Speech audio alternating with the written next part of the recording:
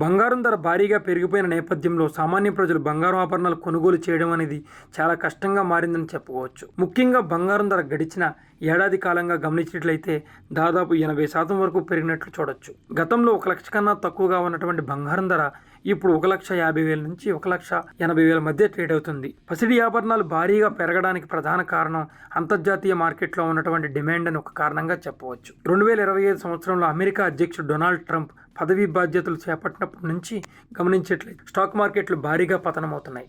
దీంతో ఇన్వెస్టర్లు తమ పెట్టుబడులను పెద్ద మొత్తంలో సురక్షితమైన పెట్టుబడిగా భావించే బంగారం వైపు తరలించడం ప్రారంభించారు. ఫలితంగా బంగారం ధర ఒక్కసారిగా పెరగడం ప్రారంభమైంది. బంగారం ధర భారీగా పెరుగుతూ ఏకంగా 1,50,000 రూపాయలు దాటి ముందుకు దూసుకెళ్లింది. 2026 జనవరి 23వ తేదీన బంగారం ధర 1,83,000 రూపాయల వద్ద ఆల్ టైమ్ రికార్డు నమోదైంది. అక్కడి నుంచి బంగారం ధరలు స్వల్పంగా తగ్గినప్పటికీ 1,50,000 రూపాయల సమీపంలో ట్రేడ్ అవుతున్నట్లు చూడొచ్చు. మరోవైపు దేశీయ మార్కెట్ విషయానికి వచ్చినట్లయితే బంగారం వినియోగం అనేది భారీగా తగ్గిందని చెప్పొచ్చు. దీంతో అత్యవసర పరిస్థితులు ఉంటే తప్ప బంగారాన్ని కొనుగోలు చేసేందుకు జనం ఎక్కువగా ఆసక్తి చూపడం లేదు.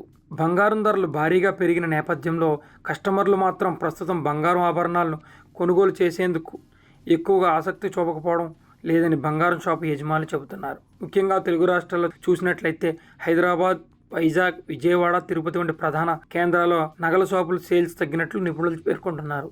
గత ఏడాదితో పోల్చి చూస్తే సేల్స్ దాదాపు 30 నుంచి 50% వరకు తగ్గినట్లు నిపుణులు చెబుతున్నారు. ఇందుకు తగ్గట్టుగానే కేంద్ర ప్రభుత్వం కూడా ఇటీవల విడుదల చేసినటువంటి గణాంకాలు బంగారం దిగుమతులు భారీగా తగ్గినట్లు పేర్కొంది.